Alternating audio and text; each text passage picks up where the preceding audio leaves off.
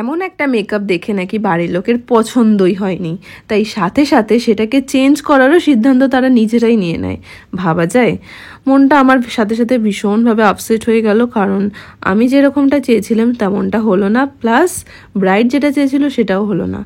এবার কোয়েশ্চেন হলো, ব্রাইড চেয়েছিল সেটা হলো না কেন? সেদিন আমার লোকেশনটা ছিল দীঘাতে। তোমরা অনেকেই সেদিন আমার স্টোরি দেখে বুঝতে পেরে গেছো যে আমি দীঘাতে একটা ব্রাইডাল মেকআপের জন্য গেছিলাম। আর হ্যাঁ, দীঘা যাব সাথে সমুদ্র দেখবো না তা কি কখনো হয়? হোটেলে চেকিং করার পর না খেয়ে দিয়ে একদম কোনো রকম সময় নষ্ট না করে সাথে সাথে বেরিয়ে পড়েছি বাবাকে নিয়ে সমুদ্র দেখতে। তার কারণ আমার হাতে মাত্র একদিন। ওকে জেসমিন দি, কেমন সাজতে চাও বলো আজকে স্পেশাল দিনটায়? আমি হচ্ছে যে মানে একদম অল্প মেকআপে সুন্দর সুন্দর যেরকম লাগতে চাইছে। এমনি কলকা টলকার কোনো ক্রাইটেরিয়া আছে? না, কোনো ক্রাইটেরিয়া নেই, জাস্ট আমার নাকটা একটু আচ্ছা ঠিক আছে, ওটা যেন ঠিকঠাক হয়ে যাবে।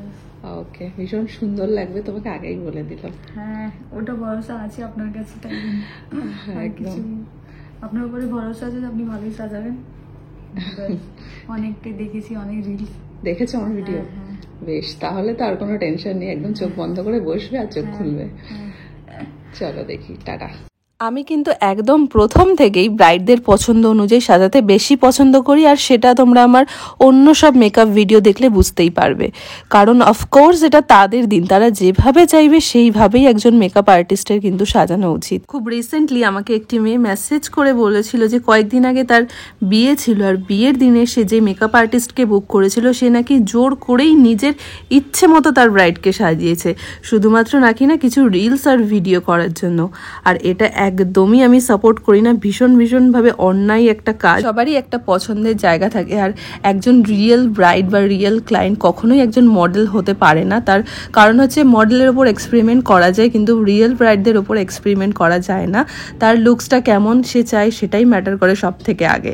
তাই প্লিজ এই ধরনের কোনো কাজ করো না। রিলস বা ভিডিও শ্যুটের জন্য তোমরা মডেলদের ওপর এক্সপেরিমেন্ট করো, ব্রাইডালের বা ব্রাইডদের ওপরে কখনো এই ধরনের এক্সপেরিমেন্ট করো না। তাই আমার ছোট্ট একটা রিকোয়েস্ট, এই দিনটায় মানে একজন ব্রাইড বা একজন রিয়েল ক্লায়েন্ট যেভাবে সাজতে চায় সেটাকে ফার্স্ট প্রায়োরিটি হিসেবে বানাও। আর বাকি রইল তোমার রিলস, ভিডিও শ্যুট, এগুলো তো তোমার কাজটা যখন সাকসেসফুল হবে তখন অটোমেটিকই চলে আসবে। আজকের আমার ব্রাইড ছিল জেসমিন দি। জেসমিন দি আমার কাছে চেয়েছিল একদম সিমসাম একটা মেকআপ। মেন ক্রাইটেরিয়া হিসেবে আমাকে দিদি বলেছিল তুমি আমার নাকটাকে বাস সরু করে দিও, তো আমি সেটাই করার চেষ্টা করেছি। এখানে দেখো নাকটাকে কতটা বেশি সরু লাগছে। আর পুরো মেকআপটা আমার এমন কিছুটা ছিল, এখন অবধি চুল বাঁধবো, হেয়ার স্টাইল করব, তার আগে একটু ছোট্ট করে তোমাদের পুরো মেকআপটা দেখিয়ে দিচ্ছি। দিদির চুলটা আমি কিছুটা এইভাবে বেঁধেছিলাম, পিছনে একটা ফ্লাওয়ার বান করেছিলাম, আর সামনে এরকম অ্যাডভান্স হেয়ার স্টাইল। অ্যাডভান্স কোনটাকে বলে তোমাদের বলে দিচ্ছি, এই যে লাইন্স দেখছো সামনে, এটাকে অ্যাডভান্স হেয়ার স্টাইল বলে। তো এটা করতে কিন্তু বেশ কিছুটা সময় লাগে, আর দিদি আমাকে সেই সময়টা পর্যাপ্ত পরিমাণে দিয়েছিল, তার জন্য কিন্তু এমন একটা হেয়ার স্টাইল করতে পেরেছি। দেখো তোমাদের কেমন লাগছে জানিও, হেয়ার স্টাইল, মেকআপ, কলকাই সবটাই জানিও। এরই সাথে বলে দিই, আমাদের এমন সুন্দর মেকআপ কিন্তু ক্লাসেও দেখানো হয়, যেটা 20 জুলাই থেকে শুরু হচ্ছে। অ্যাডমিশনের জন্য ওপরে দেওয়া বা এই স্ক্রিনে দেওয়া নাম্বারটায় তোমরা যোগাযোগ করে অ্যাডমিশন নিয়ে নাও। চলো এবার দিদিকে গয়না পরাবো। এই সময়টা ছিল কিছুটা ডিফিকাল্ট আমার জন্য, তার কারণ এখানে কিছু গয়না এমন ছিল যেটা পরাতে ভীষণ অসুবিধা হচ্ছিল। কারণ কিছু হার বা কিছু নেকলেস এমন থাকে যেটা কোনো টার্সেল সিস্টেম থাকে না, যেটা ওপর থেকে পরানো হয়।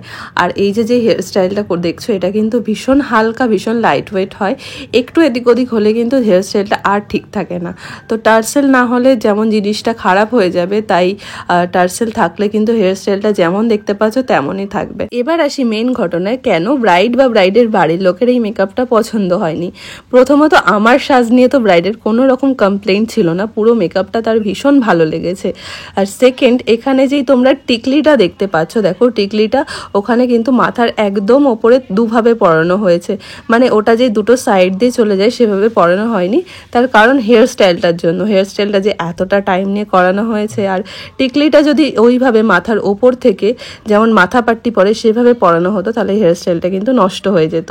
আর ব্রাইডও চাইছিল না যে এই হেয়ার স্টাইলটা নষ্ট হয়ে যাক বা অন্যরকম হয়ে যাক। এবার দিদির মায়ের এই টিকলিটা অনেক শখ করে বানানো ছিল, সে চেয়েছিল যেমন টিকলিটা সেভাবেই পরাতে, আর ওড়নাটা চেয়েছিল একদম হিজাবের মতো করে চুলের সামনের দিকে অনেকটা এগিয়ে নিয়ে আসতে, কিন্তু সেটা তো সম্ভব নয়, তাহলে পুরো চুলটাই নষ্ট হয়ে যেত। আর দিদি এখানে ভীষণ আপসেট হয়ে গেছিল, তার কারণ সে যেরকম ভাবে মেকআপটা চেয়েছিল সেভাবে করার পরও কোনো না কোনোভাবে তাকে বাড়ির লোকের জন্য এভাবে শুনতে হয়েছিল।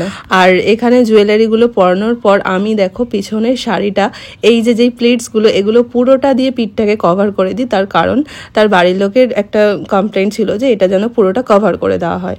তো কভার করার সাথে সাথে কিন্তু প্লিটসগুলো খারাপ হতে শুরু করে, আর কোনো না কোনোভাবে আমার মনে হচ্ছিল যে হয়তো কাজটা আমি ঠিকঠাক করতে পারিনি, যার কারণে আমাকে এত ভুলগুলো শুধরাতে হচ্ছে। তো ঠিক আছে, ইটস ওকে, এটা আমার কাছে একটা অন্যরকম শিক্ষা যে হ্যাঁ নেক্সট টাইম আমি এরকম কিছু করব না যেটার জন্য বাড়ির লোকের একটা খারাপ রেপুটেশন হয়। আমি বাড়ির লোক এবং ব্রাইড যেটা পছন্দ করে সেটাই করার চেষ্টা করব। তো আমার ভিডিওটা তো এই অবধি ছিল, কেমন লাগলো তোমরা জানিও কিন্তু।